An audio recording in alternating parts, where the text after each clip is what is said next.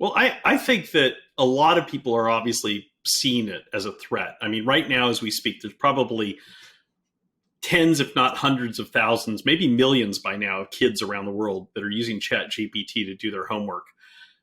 And there are a lot of teachers who feel like this is the end. Like there's no point in even doing homework anymore because, kids are just going to go home and ask ask ChatGPT to write their essays, to answer their math problems, to do whatever.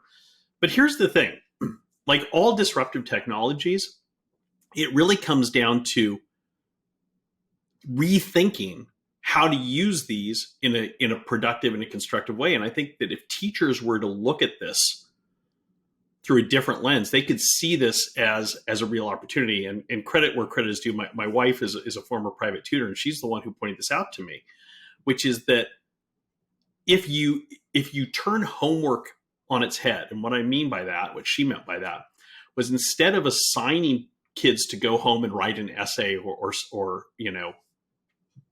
research write a research report, use the time at home to do the research, to do the learning. Tell them to, there's a tremendous positive here. Sitting with ChatGPT, kids can ask questions and have it's a threaded conversation. It's like sitting with a private tutor that you can use to answer your questions. Then come back into the classroom and use the time in the classroom to work together on solving problems, on applying the knowledge that they learned at home. Then there's no way to cheat. And you've actually increased the learning.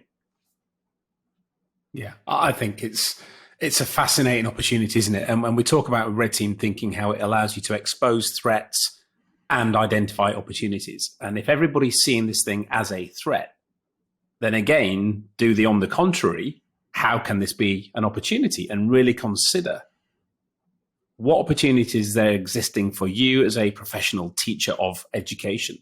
But also, what about the children? How is this going to be a real game changer for children? We all know they love playing on their phones, computer games. So why not make that part of the education system and use it as a force for good? And as Bryce talked about then, send these kids home with a challenge, that they use this capability to come back with answers, to learn as they're doing it. But then the conveyance of what they've learned happens in the classroom with the group. So they're learning how to convey, they're learning how to speak in front of people, they're learning how to do research, rather than paraphrasing what they've seen and writing it down for the teacher to mark. And this, to me, comes really back to having a fundamental shift in how we educate our children today and how they can learn very differently. And they need to do that. We need children to continue being what I call the mini scientists. We all know that up until the age of 5, we're all the 55 wise kids, aren't we? Always asking questions, always probing. But the minute you step into the system, kindergarten, nursery, you're on the conformity conveyor belt. And we're taught to conform all the way through our lives from that point forward. There may be a little bit of freedom of thought in university where we have to go and do our own research. But in reality, we're there to check boxes, to jump through the hoops of education, to hit the right metrics, and then go out into the business world where that carries on. How could we change that so massively with this opportunity? Well, here's an example of how. And think about this. I'll pick something that is relevant to both sides of the Atlantic, at least in the English-speaking world. Let's say that you're a high school history teacher. You're teaching a class on the War of 1812. Instead of standing up in front of the class for 45 minutes and lecturing your students about what happened in the War of 1812, you say, right, kids, tonight when you go home, read about research. Tell me your homework is to figure out what the War of 1812 is. Why did it happen? What were the causes and what were the outcomes?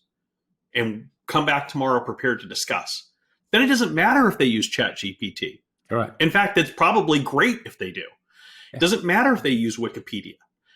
And then you come back in the next day and you're like, right, so who can tell me what were some of the causes of the War of 1812? Then your role as teacher, this is where it requires you to work more perhaps, but that's not a bad thing. Your role as teacher is to fact check them. If they've got bad information, to say, well, actually, let's look at that. Is that really true or something? But you're now having a discussion. And this is more of a shift from the old rote learning that goes in one ear and out the other to adult learning, where they've now researched. It's going to stick with them a lot longer. and you have a discussion in class. Well, the War of 1812 Marcus, started in part because the British Navy was stopping American ships and shanghaiing sailors off and impressing them onto British warships. Another sense as well, actually, the War of 1812 was started because Britain feared that the U.S. was encroaching on Canada. Now you have a healthy discussion. You got kids who are teaching themselves, and your job as teacher becomes facilitating that discussion. Nothing is lost by using technology. A lot is gained. Huge. And it's a lot more of a productive use of your time at home and the time in the classroom.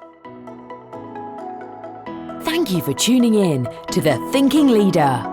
Check the show notes for more information about the topics covered in this episode. There, you'll also find a link to our free assessment. Click on it right now to find out if you are a red team thinker with a red team culture.